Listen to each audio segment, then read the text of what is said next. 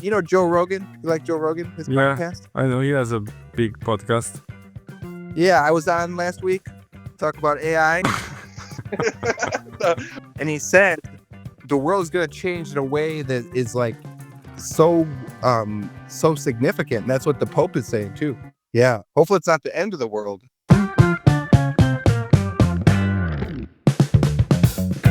Hello, everyone. I'm here with Dr. Colin Young, which is a PhD in sociology of sports, and myself, Ferdinand. I am electrical engineer, and we both will talk today about the tech in sports.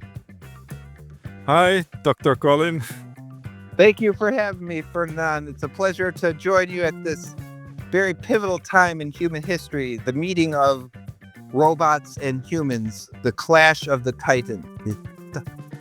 World domination is at hand.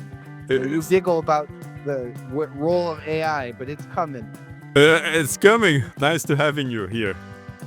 All right, so today I thought we will crack down on the new trends on sports and also on technology and how technologies are really kicking off into sports.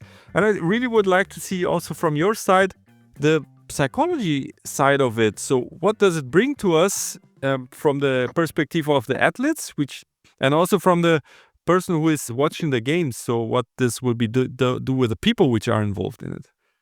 Yeah, well, something that pops in my mind is Moneyball. Have you seen that movie or read the book by the economist? I think it was named Michael something, but it was a bestseller, and then a movie with Brad Pitt and Brad Pitt was the owner, Billy Beane of the Athletics. Yeah. How they became like a successful baseball team by kind of revolutionizing using statistics and analytics, and they realized what people were looking for before of like just having a man, an old school baseball guy just scout players that you just punch in numbers and then you can pick the best people. So for all sports, people are just going to be punching in numbers, and sports are going to get much more like analytic. And you can see it now, with professional sports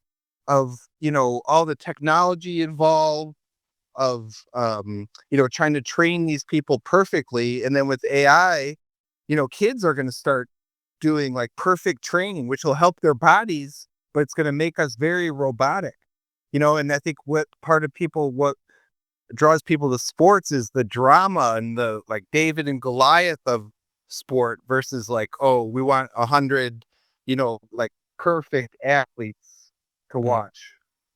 Yeah. Yeah, I saw that movie and I also very impressed on how they changing the game only by analyzing the data which was there available, and that at a time when we didn't have maybe all the AI resource. Now I took here 4 categories of AI supported devices and technology which are making their ways into the playing field. The first one is the wearables and on-field technology. Then we have the AI coaching and training tools. Then we have the automation in sports. And then we have the parts of the game analysis. Yeah. Yeah. And then our world is being dominated by money and capitalism, I feel, and it looks like you can see the trends, at least in America nowadays, like for like ESPN, which seems to be the biggest sport network. They put a lot of information about gambling, and they make like very easy for people to gamble on sports. So when there's lots of money involved, then there's going to be people trying to cheat.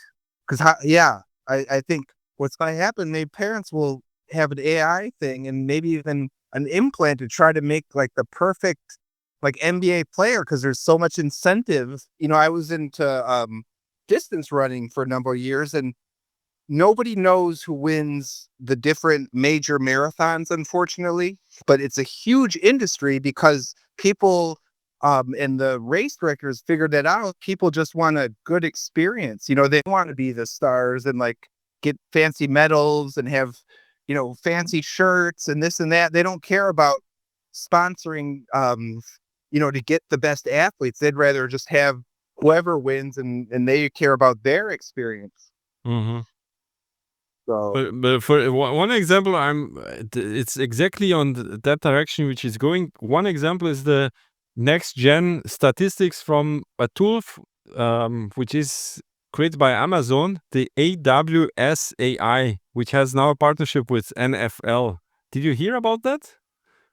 no, can you explain it? Yeah. So this is actually the next generation of the analytics for football, American football. Yeah, And it's like this. They have all the cameras and sensors and the RFID sensors embedded even in the players and in yeah, the ball, yeah, etc. like GoPro. Yeah, Yeah, but it's and real lasers. data of the speed of the ball, how fast is one runner running to there, how long time he stayed here, etc. All this data is collected and thousands of data points. And then, for instance, they say what's the probability of a game happening or a certain player to receive the ball even before the game has happened. Yeah, it has consequences for people gambling. Or like the coaches, their salaries on the line if they win or lose, and so it changes. You know, why baseball became popular in America? No. Okay, well, so it was during the Industrial Revolution when people moved from the farms into the city, Hmm. and so it was like an oasis of green where people like needed that, like a human desire to have some green, and you can have parks and stuff, but that's why people gravitated towards baseball because it was like a little bit of nature. And when well, so the Chicago Cubs are notorious for being kind of a losing team over the years. They had the longest time of not winning a World Series, 108 years between championships, and they finally got it in 2016. And they said it was the biggest human mass gathering ever. Like 7 million people came to like the celebration, so it was like a big deal. But for a long time, the Cubs didn't have to get the best players because they were making so much money just from people wanting to just enjoy the baseball field, Hmm. like the songs and the green, and you can see the beautiful skyline. And it's always, a lot of times beautiful blue sky, and it's close to the lake. And so, um, yeah. So what I like about sports, and I don't know what you like, is that nature of like, and that I love running, of like running in a mountain or, on a trail is like very human experience as opposed to a technological experience. Like I don't want to play video games. I'd much rather be out in nature. Even though I think sometimes I'm too much on a computer because I work every day on a computer. I'm always inside, and that's like part of my job as an engineer.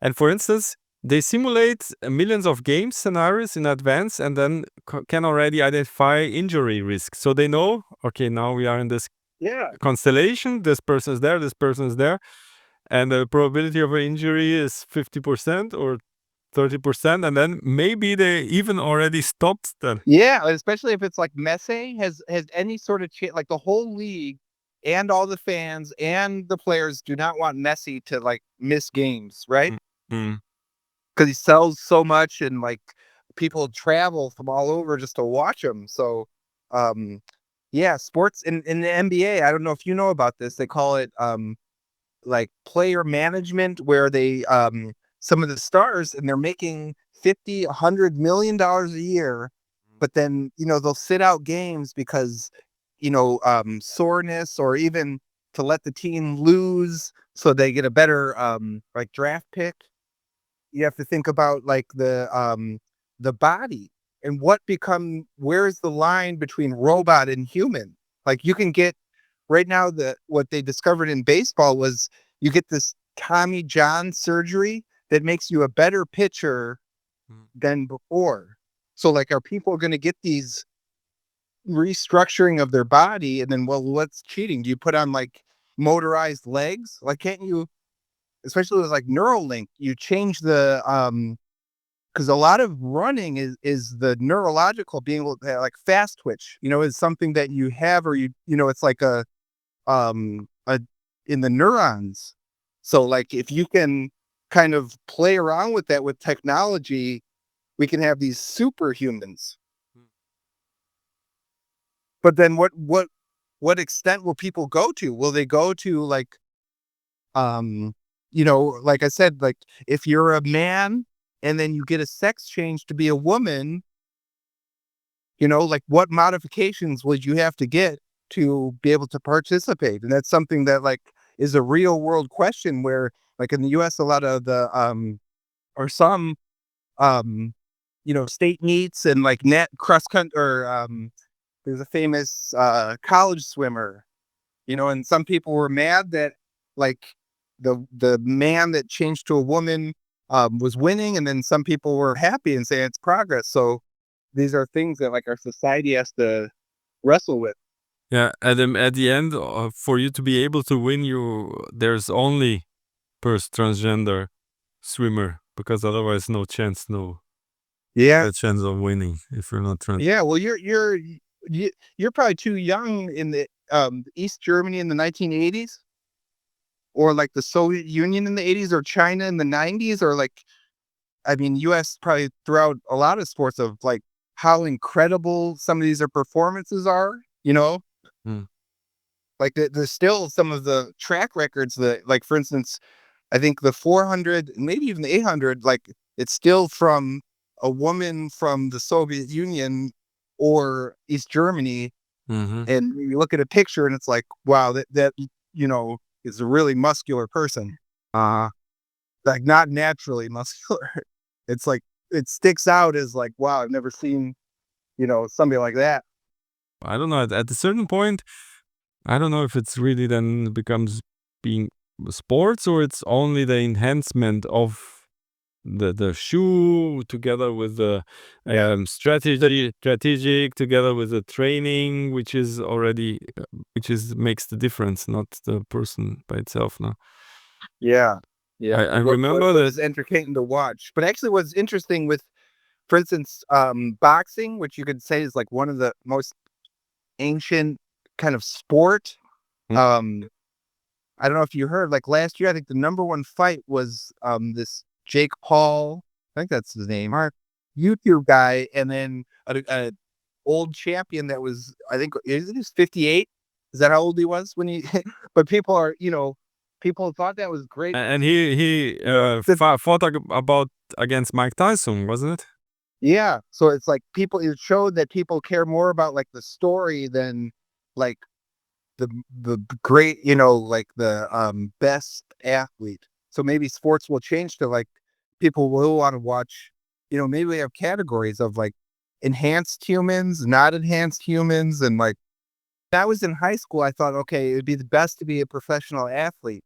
So if I had AI, it would tell me the best steps for me. It would look at all my factors and tell me, okay, what sport I should be in, how to train to not get hurt and to like win the state championship. And but everybody's going to be running these programs. So it's like one program versus another program. And of course, in our society, for the most part, it's been the rich are the ones that are always going to have the leg up. And so is it going to become a question of like, to make the NBA, you need $1 million. I think Yeah. that Armstrong, he was, very scientific and put in millions of dollars like to say, okay, what's the very best way for me to train and to race? And so they monitored, all these blood factors and like the perfect hormones and like had, sophisticated doctors. Um, so that's actually, and I stopped watching the Tour de France when, one year it was like four of the top five guys, I think it was 98, all got busted. It's like, okay, how can you even like that? I felt you feel a little bit like cheated when it's you realize um the person, says I did it through hard work, and then in fact it was just I mean, that's the thing about drugs is it actually allows you to do more hard work, and that's what they always say. But in fact, it is cheating because not everybody has access to those things. Mm-hmm. Yeah. Do you think is now the next steps which will happen for the Well, I sport. think what's going to happen is AI is going to just make life, it will seem better, but then it's in fact not going to be better. Human beings are hardwired after over millions of years of evolution to want like real sunlight or real intimacy between two humans. But AI is going to make it so much easier to be close to some entity, to feel like heard or like advised. And I think people are just going to be accustomed to it. And so you might be born with like an implant in your brain and you won't even know it. And you'll just think it's regular. And then you'll have the choice of like, okay, AI run a program for me to be a doctor, to be a lawyer or something. But there's going to have to be some way that we as the society can come together and say, how do we want to use this? Because if it's in the power of, somebody that abuses it, yeah, we could see a big shock. But hopefully, hopefully we have hope that humans will kind of be careful and keep our humanness over any sort of technological achievement. Yeah, but I think it's slowly already going in that direction. Really, like you said, because one practical example is now you type in a search on Google, and the first search result is already the answer from the AI on top. Yeah, For example, if you're now asking where should I go for dinner, the AI will give you the answer. So you are already starting to follow what the AI is telling you. Very yeah. subtle way, because you don't scroll and take a decision by the search result, but you just read what the AI suggests you. And actually it turns out amazing for like customizing, and same with like music, and just like with how Apple Music or the other apps use, of like they get a sense of what you like and then they just keep feeding but then hopefully we'll be able to control and be able to realize where is not beneficial for us, like it's not beneficial to be on social media all the time.